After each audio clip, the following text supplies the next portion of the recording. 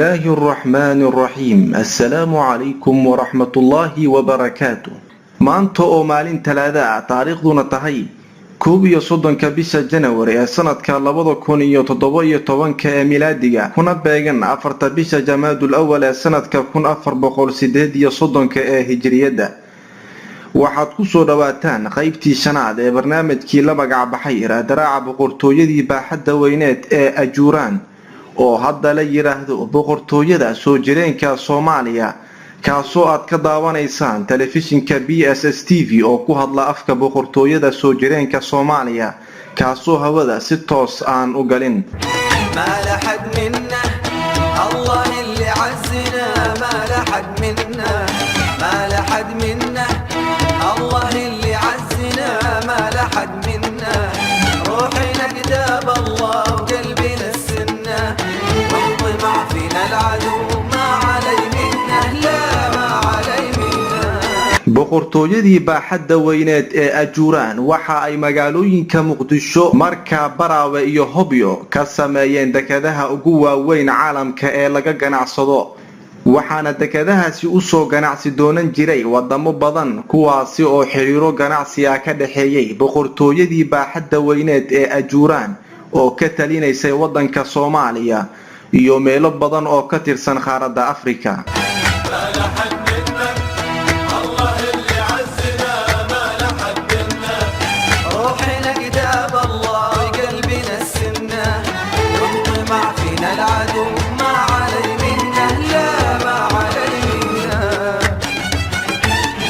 boqortooyadii Ajuuraan waxa ay xiriiro ganacsi ah la lahayd wadamo badan waxaana kamid ah wadamada ay xiriirka ganacsiga ah la lahayd boqortooyadii Cuthmaaniyiinta qarniyadii 12aad ilaa iyo qarnigii 19aad boqortooyadii baaxadda weyneed ee Ajuuraan waxa ay xiriiro ganacsi ah la lahayd boqortooyadii Cuthmaaniyiinta oo ahayd boqortooyo Islaam ah waxa ayna boqortooyada Ajuuraan ka iibsan jirtay qoryaha iyo noocyo kamid ah hubka lagu dagaalamo boqortooyadii Cuthmaaniyiinta ayaa iyadana iibsan jirtay dharka noocyadiisii kala duwan kaas oo lagu sameyn jiray dalka Soomaaliya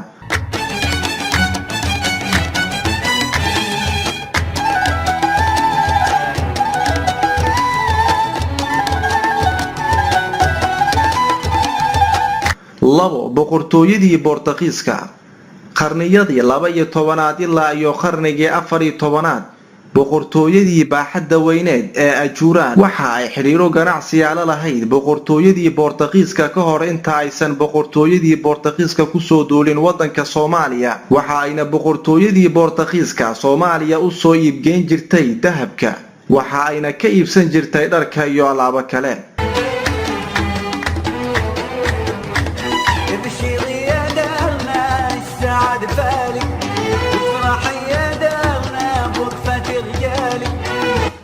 boqortooyadii Ming oo ahayd boqortooyo ka talin jirtay dalka Shiinaha qarniyadii 13aad ilaa iyo qarnigii 16aad miilaadiga waxa jiray xiriiro ganacsi ah ee u dhaxeeyay boqortooyadii Ajuuraan ee xukumi jirtay wadanka Soomaaliya iyo boqortooyadii Ming oo iyadana ahayd boqortooyo ka talisa wadanka Shiinaha waxa ayna Shiinuhu Soomaaliya keeni jireen alaabaha laga sameeyo dhoobada ayagoona dalka Soomaaliya ka iibsan jiray macdanta nooca loo yaqaan feeriga fardaha iyo xayawaanada duurjoogta ah sida libaaxa shabeelka iyo kuwa la midka ah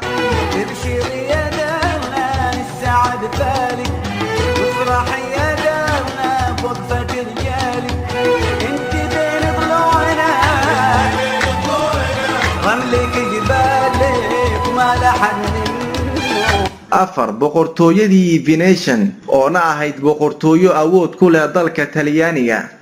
qarniyadii 12aad ilaa iyo qarnigii 14aad miilaadiga waxa jiray xiriir ganacsi ka oo ka dhaxeeyay boqortooyadii baaxadda weyneed ee Ajuuraan iyo boqortooyadii Venetian oo iyadana ahayd boqortooyo xukumi jirtay dalka Talyaaniga waxa ayna dalka Soomaaliya u soo iibkeeni jirtay waxyaabaha dharka lagu qurxiyo ama waxa loo yaqaan maneecadka iyo tafasaska dahabka la saaro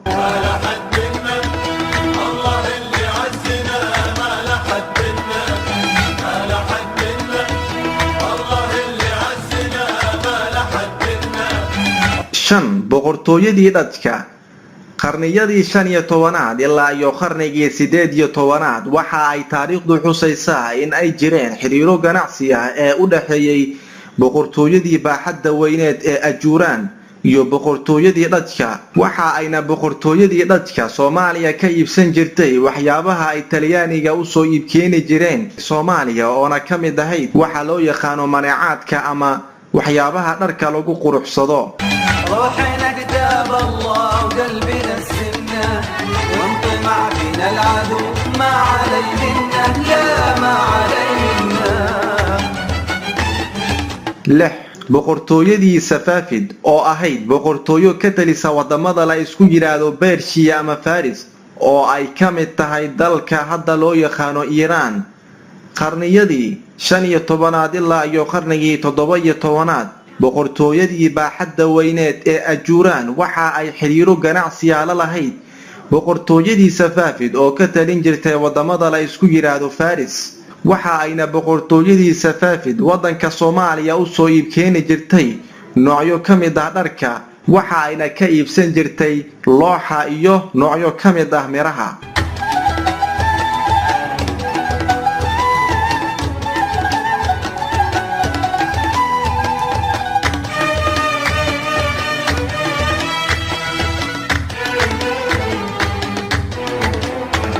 Toddobo boqortooyadii Mughal ee xukumi jirtay dalka Hindiya iyo wadamo kale oo daris la ah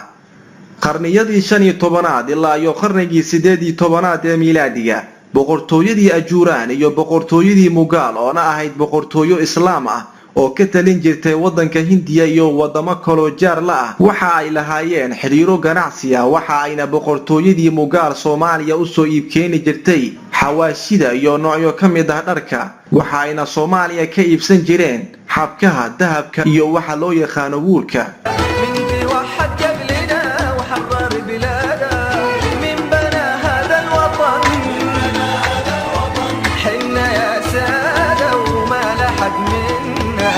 sideed Yahuuda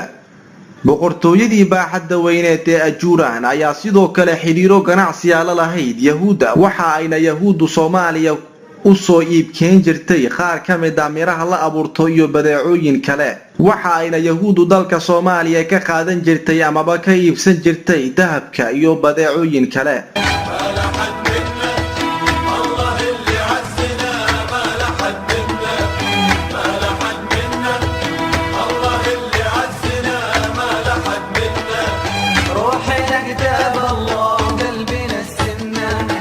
sagaal boqortooyadii Malaya oo ka talin jirtay dalka Malaysia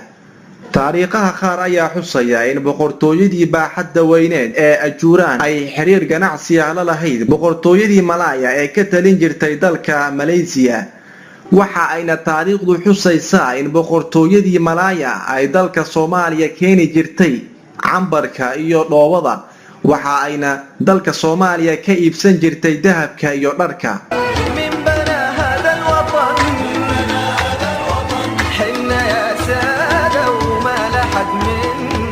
toban boqortooyadii Monomotapa oo ka talin jirtay dalalka Mozambique iyo Zimbabwe iyo wadamo qaar ee dariska la ah qarniyadii 14aad ilaa iyo qarnigii 17aad ee miilaadiga boqortooyadii Monomotapa ayaa waxa ay xiriir ganacsi ah la lahayd boqortooyadii baaxadda weyneed ee Ajuuraan waxa ayna boqortooyadii Monomotapa Soomaaliya ka iibsan jirtay badeecooyinka qaar waxa ayna taariikhdu sheegaysaa in boqortooyadani aysan Soomaaliya wax u soo iibkeeni jirin hase yeeshee ay wax ka iibsan jirtay Soomaaliya.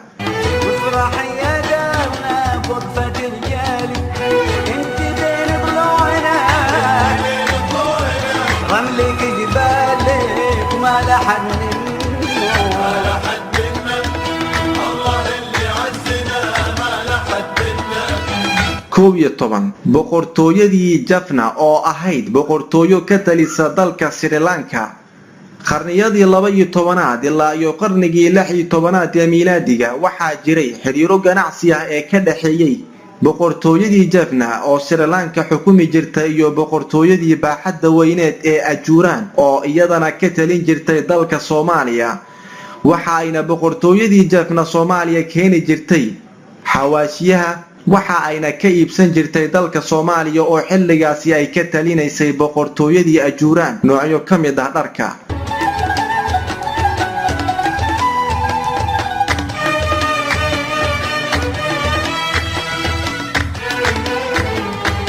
laba iyo toban boqortooyadii Mamluuk oo ahayd boqortooyo Masaari ah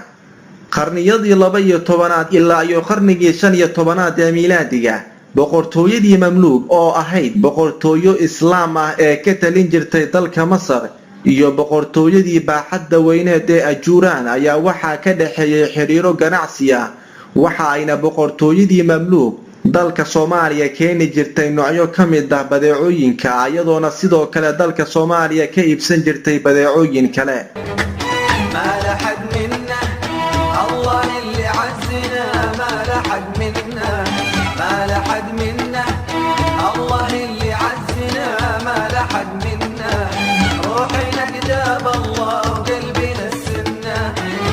sidoo kale boqortooyadii baaxadda weyneed ee Ajuuraan ayaa ka mid ahayd boqortooyadii ugu awoodda iyo xadaarada badnaa caalamka. waxa ayna boqortooyadii Ajuuraan sameyn jirtay waxyaabo dhowr ah waxaana ka mid ah waxyaabaha ay sameyn jireen doomanka iyo madaxyada la qoro ee la saaro doomanka. sidoo kale boqortooyadii Ajuuraan ayaa sameyn jirtay waxa loo yaqaan marmarka iyo waxyaabaha guriga lagu sharaxo ama lagu qurxiyo ee laga qoro looxa ama dhagxaanta.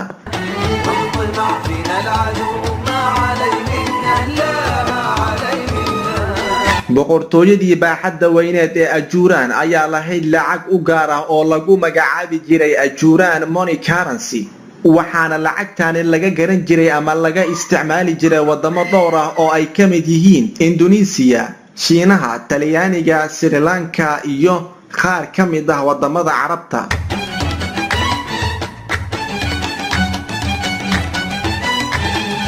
sidoo kale dhirtii ka bixi jirtay beerihii Soomaaliya xilligii ay ka talin jirtay boqortooyadii baaxadda weyneed ee Ajuuraan ayaa waxaa ka mid ahaa bariiska,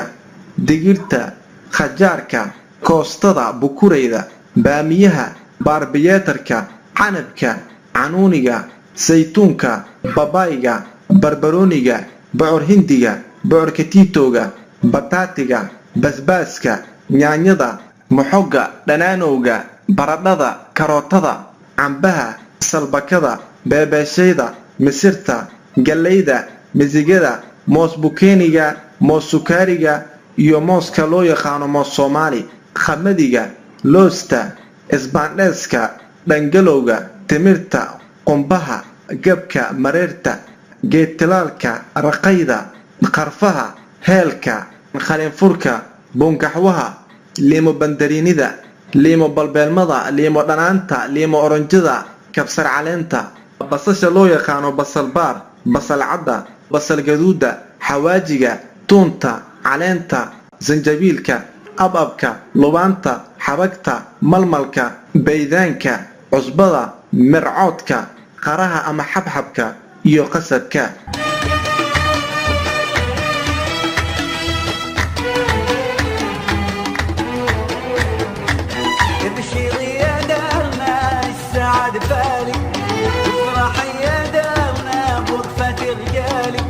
sidoo kale waxaa jira cuntooyin ay Soomaalidu caado u ahayd xilligii ay boqortooyadii baaxadda weyneed ee Ajuuraan ka talinaysay inay ku casheeyaan waxaana ka mid ah cuntooyinkaasi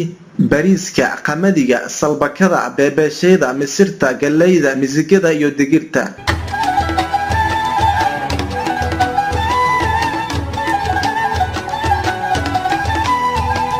boqortooyadii baaxadda weyneed ee Ajuuraan waxaa jiray noocyo ka mid ah dhirta oo ay u isticmaali jirtay daawo ahaan waxaana ka mid ah dhirtaasi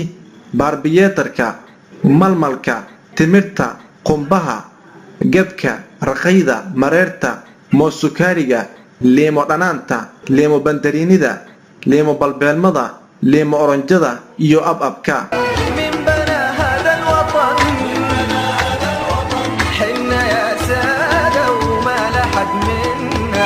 sidoo kale waxaa jiray geedo ay Soomaalidu waagii ay boqortooyadii Ajuuraan dalka ka talinaysay u isticmaali jireen in ay ka sameeyaan waxyaabaha carfa waxaana ka mid ah geedahaasi baamiyaha, lubaanta iyo xabagta.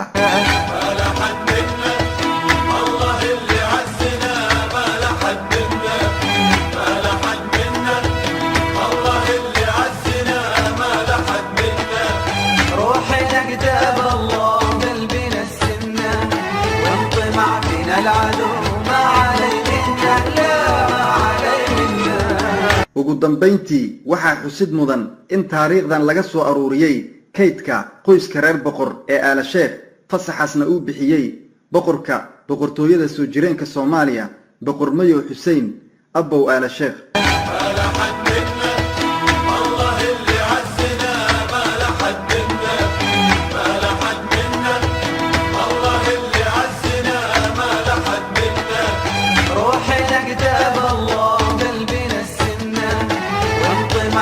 العدو ما علينا